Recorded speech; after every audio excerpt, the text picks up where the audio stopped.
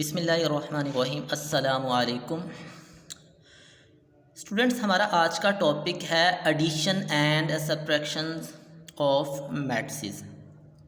तो मैट्रिसेस की हम एडिशन और सब्ट्रैक्शंस के लिए क्राइटेरिया भी प्रीवियस लेक्चर्स के अंदर हमने डिस्कस किया। लेक्चर नंबर 4 के अंदर हमने देखा कि किस तरह हम मैट्रिसेस को ऐड करते हैं और ऐड होने के लिए क्राइटेरिया क्या है। तो यहाँ मैं दोबारा रिपीट करता चलूँ कि कोई से दो मैट्रिसेस उस वक्त ऐड या सब्ट्रैक्ट होंगे जब उनका ऑर्डर सेम होगा। ठीक है, ऑर्डर सेम है तो हम उनको ऐड कर सकते हैं, अगर ऑर्डर सेम नहीं है तो हम उसको ऐड नहीं कर सकते। ठीक है, तो आज कुछ प्रॉपर्टीज़ हैं उन पे हम बात करते हैं एडिशन और सब्ट्रैक्शन के लिहाज से मैट्रिसेस की। तो क्वेश्चन नंबर 5 था, for the matrices A B and C verify the following rules. कुछ रूल्स और प्रॉपर्टीज़ है। सबसे पहले आगे हमारे पास एडिशन, कम्यूटेटिव लॉ हमारे पास क्या है, कम्यूटेटिव लॉ या कम्यूटेटिव प्रॉपर्टी ऑफ मैट्रिसेस आगे विद रिस्पेक्ट टू एडिशन। तो यहाँ सबसे पहले देखें a plus B is equal to B plus A. तो हमें क्या करना है, इसका सम फाइंड आउट करना है। तो लेफ्ट हैंड साइड सबसे पहले a plus B find out करते हैं। तो यहाँ हमने a मैट्रिसेस लिखा प्लस बी की जगह पे बी मैट्रिसेस लिखा।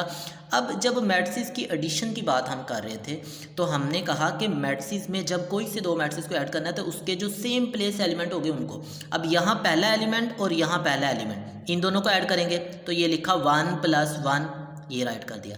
दूसरा एलिमेंट 2 आ गया और दूसरा एलिमेंट -2, तो इन दोनों को भी सोल्व करेंगे। तो 2 प्लस माइनस माइनस, तो 2 - 1।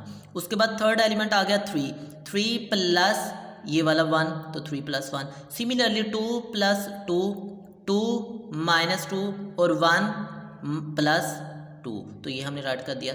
नेक्स्ट थर्ड रो में चले जाएं तो 1 + 3, 1 + 3 राइट कर दिया। -1 + 1, -1 + 1 और 0 + 3, 0 + 3। अब इनको सोल्व करते हैं तो ये आ जाएगा 1 + 1 2 लिख दिया, 2 + 2 4 और 1 + 3 4 आ गया। 2 - 1 1 आ गया, 3 - 2 1 आ गया और -1 + 1 ये क्या हो जाएगा हमारे पास, ये 0 आ जाएगा। ठीक है, यहाँ नेक्स्ट देखिएगा 3 + 1 4, 1 + 2 3 आ गया और 0 + 3 3 आ गया। ये हमने लेफ्ट हैंड साइड को सोल्व किया। अब हम आते हैं इसी की राइट हैंड साइड पे। तो राइट हैंड साइड पे गौर कीजिएगा कि right hand side is equal to b + a। पहले a + b था, अब b + a है। तो b का मैट्रिक्स पहले लिखा और a का मैट्रिक्स हमने बाद में राइट किया। तो जब हम लिखते हैं तो देखते हैं फिर सेम वही प्रोसेस, पहले वाले एलिमेंट को पहले वाले एलिमेंट में, दूसरे वाले को दूसरे वाले में, तीसरे वाले को तीसरे वाले में, सेकंड रो के अंदर फिर आ जाए पहले वाले एलिमेंट को पहले के साथ, दूसरे वाले को दूसरे के साथ, तीसरे वाले को तीसरे के साथ, क्योंकि ऐड हो रहे हैं तो ऐड करते जाएंगे। तो ये सेम जैसे लेफ्ट हैंड साइड में हमने सेम प्लेस एलिमेंट को ऐड किया वैसे ही हम यहाँ राइट कर रहे हैं। तो सोल्व करेंगे 1 + 1 क्या आ जाएगा 2, 2 + 2 क्या आ जाएगा 4 और 3 + 1 4 आ जाएगा।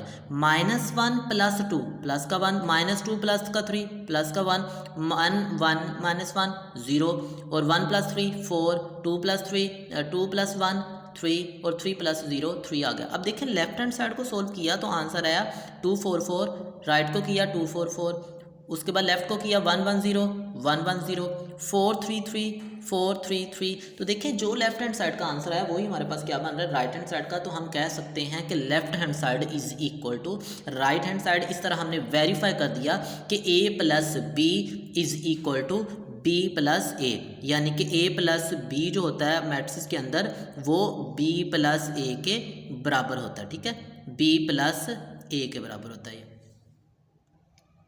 नेक्स्ट हमारे पास एक और पार्ट इसी का ले लेते हैं। फोर्थ पार्ट है a + b + a is equal to 2a + b। तो लेफ्ट हैंड साइड को सबसे पहले सोल्व करेंगे a + b + a। तो a b a की वैल्यूज़ हमने पुट कर दी। ठीक है, सबसे पहले ब्रैकेट को सोल्व करना है। तो ब्रैकेट को सोल्व करते हैं। सिमिलरली हम क्या करेंगे, इनको ऐड करेंगे जैसा प्रीवियस क्वेश्चन के अंदर, सेम प्लेस एलिमेंट को, पहले वाला एलिमेंट पहले वाले के साथ, दूसरे वाला दूसरे के साथ, तीसरे वाला तीसरे। अब इसका सम लेंगे। जब हमने सम लिया तो सम लेने के बाद हमारे पास क्या आ जाएगा, ये 1 + 1 1 + 1 और ये 2 हो गया। ठीक है, उसके बाद 2 प्लस ये वाला 2 4 आ गया। उसके बाद 3 प्लस ये वाला 1, ये क्या आ गया 4। उसके बाद -1 + 2 1 आ जाएगा, -2 + 3 1 आ जाएगा, 1 - 1 ये 0 आ जाएगा। इसी तरह 1 + 3 4 आ जाएगा, 2 + 1 ये 3 आ जाएगा, और 3 प्लस 0 3 आ जाएगा। तो स्टूडेंट्स ये वाला दरमियान मैंने एक स्टेप लिखा हुआ है, ये आप लोगों ने लाजमी लिखना है, ठीक है। इस स्टेप को लाजमी लिखिएगा ताकि गलती ना हो। डायरेक्ट भी किया जा सकता है, लेकिन डायरेक्ट करने से गलत होने के चांसेस बढ़ जाते हैं। इस वजह से आप स्टेप बाय स्टेप करेंगे ताकि आपसे गलती के चांसेस ना हो, ताकि आप असल आंसर की तरफ चले जाएं। नेक्स्ट, जब हमने इसको ऐड कर लिया, ये आ गया। अब फिर दो मैट्रिक्स आ गए, इन दोनों मैट्रिक्स का हम क्या करेंगे, सम लेंगे।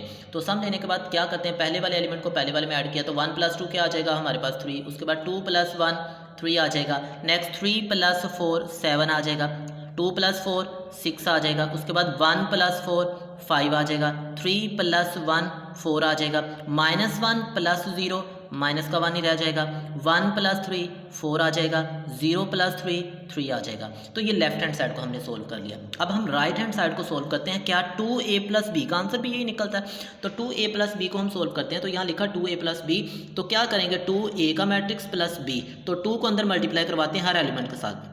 ये क्या हो जाएगा 2 2 2 ज़ार 4 2 1 ज़ार 2, तो ये हमने मल्टीप्लिकेशन की। अब 2 को तमाम एलिमेंट से करना है, 2 2 ज़ार 4, यहाँ 2 3 ज़ार 6 और माइनस का 2 आ जाएगा, 2 3 ज़ार। स्टूडेंट्स यहाँ बहुत गौर करना है, 2 को 1 के साथ मल्टीप्लाई करवा के -2 लिखना है। 2 में से 1 माइनस करके 1 आंसर नहीं लिख देना, ये 2 मल्टीप्लाई हो रहा है यहाँ। अब 2 को जब मल्टीप्लाई करेंगे 3 के साथ तो 6 आ जाएगा, 2 को 1 के साथ करेंगे 2 आ जाएगा, 2 को 0 के साथ करेंगे तो 0 आ जाएगा। अब इन दोनों मैट्रिक्स को हम क्या करते हैं, ऐड कर लेते हैं। तो एडिशन करते हैं, 1 2 + 1 क्या आ जाएगा 3, 4 - 1 3, 6 + 1 7, उसके बाद 4 + 2 तो हमारे पास क्या आ गया 6, 6 - 2 4 आ जाएगा, और उसके बाद आ जाएगा 2 + 2 हमारे पास 4 आ गया, उसके बाद 2 + 3 5 आ जाएगा, -2 + 1 माइनस का 1 आ जाएगा, उसके बाद आ जाएगा 0 + 3 वो हमारे पास 3 आ जाएगा। अब देखिए लेफ्ट हैंड साइड को सोल्व किया, आंसर आया 365 365 3 4 - 1 3 4 - 1 7 4 3 7 4 3। तो जो लेफ्ट हैंड साइड का आंसर है वही हमारे पास क्या है, राइट हैंड साइड का आंसर है। तो हम कह सकते हैं left hand side is = right hand side, या सिंपली हम कह सकते हैं कि a + b + c = 2a + b आ जाएगा। नेक्स्ट क्वेश्चन हमारे पास student, question number 6, if a and b, a और b दो हमारे पास मैट्रिक्स गिवन है, हमें ये वेरीफाई करके देना है कि 2a² - 2a transpose - 3b transpose, ठीक है। तो हम इसको सोल्व करते हैं। सबसे पहले 2a transpose - 3b transpose = 2a की वैल्यू लिख के ऊपर ट्रांसपोज का साइन माइनस b की वैल्यू लिख के ऊपर ट्रांसपोज का साइन। सबसे पहले इनके ट्रांसपोज लेंगे। तो ट्रांसपोज हमने ऐसा ऑपरेशन पढ़ा हुआ था कि जब भी हम किसी भी मैट्रिक्स का ट्रांसपोज लेते हैं तो हम सिंपली क्या करते हैं, उसकी रो का कॉलम बना देते हैं। ये पहली रो थी 1 - 2 तो पहला कॉलम बना दिया 1 - 2, ये दूसरी रो थी 3 4 तो ये दूसरा कॉलम बन गया। सिमिलरली यहाँ भी हम क्या करते हैं, ट्रांसपोज अप्लाई करते हैं। ये पहली रो है तो पहला कॉलम बना दिया, ये दूसरी रो थी -3 8, ये दूसरा कॉलम बना दिया हमने 3 -3 8। तो अब हम क्या करेंगे, ये जो नंबर थे इनके पास स्केलर मल्टीप्लिकेशन, स्केलर्स को मल्टीप्लाई करवाएंगे। तो 2 को अंदर हम मल्टीप्लाई करवाते हैं, तो 2 1 ज़ार 2 2 2 ज़ार 4 माइनस का 4 2 3 ज़ार 6 और 2 4 ज़ार 8 आ जाएंगे, -3 0 ज़ार 0 3 7 ज़ार 21 3 3 ज़ार 9 और 3 8 ज़ार 24। अब हमें क्या करना है, इनका डिफरेंस फाइंड आउट करना है। क्योंकि दरमियान में माइनस का साइन है तो माइनस करेंगे। सबसे पहले -2 - 0, 2 - 0 हमने लिखा, और 2 में से 0 माइनस करते हैं वो 2 ही आ जाएगा।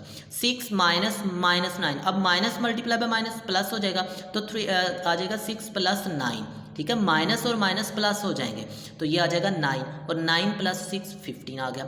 -4 - 21, तो -4 - 21 -25, 8 - 24 और वो आ गया हमारे पास -16। तो ये हमने क्या किया है, इसकी वैल्यू फाइंड आउट कर ली है। इस तरह हमें अगर सेट्स गिवन होते हैं, उनके अंदर कोई भी ऑपरेशन आ जाता है, एडिशन या सब्ट्रैक्शन या स्केलर मल्टीप्लिकेशन, तो हम उनको क्या कर सकते हैं, इस सेम पैटर्न पे हम उसको सोल्व किया जा सकता है। नेक्स्ट क्वेश्चन नंबर 7 है हमारे पास। क्वेश्चन नंबर 7 में कहता है इफ़ 2 इंटू ये मैट्रिक्स गिवन है +3 इंटू ये is equal to this one, then find a and b। हमें ये वाला जो अननोन a है इसकी वैल्यू फाइंड आउट करना है, और ये वाला जो अननोन b है इसकी वैल्यू फाइंड आउट करनी है। तो इन दोनों को फाइंड आउट करने के लिए हम सोल्यूशन पे आते हैं। सबसे पहले स्केलर मल्टीप्लिकेशन करते हैं। 2 को अंदर मल्टीप्लाई करवा दिया, 2 को अंदर मल्टीप्लाई करेंगे, 2 2 ज़ार 4 2 3 ज़ार 6 और 2 4 ज़ार 8 और 2 a ज़ार 2a आ जाएगा। 3 से मल्टीप्लाई करते हैं 3 आ जाएगा, उसके बाद 24 आ जाएगा, 3b आ जाएगा और माइनस का 12। अब इन दोनों को क्या कर लेते हैं, ऐड कर लेते हैं। जब दोनों को ऐड करेंगे फर्स्ट वाले एलिमेंट में ऐड हो जाएगा, सेकंड वाला सेकंड वाले में ऐड हो जाएगा और थर्ड वाला थर्ड वाले में ऐड हो जाएगा। तो सोल्व किया जब 4 + 3 7, 8 + 3b 8 + 3b आ गया, -6 + 24 तो -6 + 24 18 आ गया और उसके बाद आ गया 2a - 12 तो 2a - 12 इज इक्वल टू, ये राइट हैंड साइड पे वैसे सेट मौजूद है और मैट्रिक्स मौजूद है। अब यहाँ स्टूडेंट देखिए ये मैट्रिक्स है, इन दोनों का ऑर्डर सेम है, दरमियान में इक्वलिटी है। तो हमने पढ़ा कि कोई से दो मैट्रिक्स उस वक्त इक्वल होते हैं जब उनका ऑर्डर भी सेम होता है और उनके कॉरस्पॉन्डिंग एंट्रीज भी सेम होती हैं। तो यहाँ हम क्या करते हैं, हमें a और b फाइंड आउट करना है। तो देखें 7 7 के इक्वल है, 18 18 के इक्वल है, तो इसका मतलब 8a + 3b = 10, 8 + 3b = 10 आ गया और 2a - 12 = 1, 2a - 12 = 1। अब ये दो हमारे पास क्या बन गई हैं, इक्वेशंस बन गई हैं। इन दो इक्वेशंस को हम सोल्व करेंगे, a और b की वैल्यू फाइंड आउट करते हैं। तो यहाँ से देखिएगा सबसे पहले हम क्या करते हैं, सेकंड इक्वेशन पे आते हैं। वो हमारे पास क्या थी, 2a - 12 = 1। अब यहाँ लेफ्ट हैंड साइड पे 12 हमारे पास माइनस हो रहा है, हम इसको राइट पे ले जाएं तो क्या आ जाएगा 1 + 12, 1 + 12 क्या होता है, हमारे पास आ जाएंगे 13। अब 2a = 13, हमें a की वैल्यू फाइंड आउट करना है। a के साथ हमारे पास देखें यहाँ एक स्केलर मल्टीप्लिकेशन है 2 मौजूद है, इस 2 को हम क्या करेंगे, राइट साइड पे लेकर जाएंगे। और हमने पढ़ा अगर लेफ्ट हैंड साइड पे मल्टीप्लिकेशन होती है तो राइट साइड पे जाके क्या हो जाएगी, वो डिवीजन। तो 2a के साथ मल्टीप्लाई हो रहा था, 2 राइट पे चला जाएगा तो डिवाइड हो जाएगा, तो ये 13/2 = a, तो ये a की वैल्यू निकल आई। इसी तरह हमारे पास जो फर्स्ट वाली इक्वेशन थी वो क्या थी, 3b + 8 = 10 आ गया था। अब देखिए यहाँ से भी हमें b की वैल्यू फाइंड आउट करना है। तो b के साथ हमारे पास प्लस का 8a लिखा है, इसको राइट पे ले जाएंगे तो -8 हो जाएगा, 10 - 8 2 आ जाएगा, 3b = 2, तो 3 मल्टीप्लाई हो रहा है राइट पे जाएगा तो डिवाइड हो जाएगा 2/3, तो ये b की वैल्यू आ गई। तो हमने क्या किया, दोनों मैट्रिक्स के दरमियान इक्वलिटी की प्रॉपर्टी को यूज़ करते हुए a और b की वैल्यू फाइंड आउट की है। नेक्स्ट हमारे पास है क्वेश्चन नंबर 8। क्वेश्चन नंबर 8 में if a and b, a और b कोई से दो मैट्रिक्स गिवन है, देन वेरीफाई दैट, हमें कहता है कि हमें प्रॉपर्टीज़ को वेरीफाई करना है। सबसे पहली प्रॉपर्टी है कि a + b whole transpose = a transpose + b transpose. तो हम सबसे पहले क्या करते हैं, लेफ्ट हैंड साइड को सोल्व करते हैं। लेफ्ट हैंड साइड में हमारे पास क्या आ गया, a + b ट्रांसपोज, तो हम क्या करेंगे, a + b फाइंड आउट करते हैं।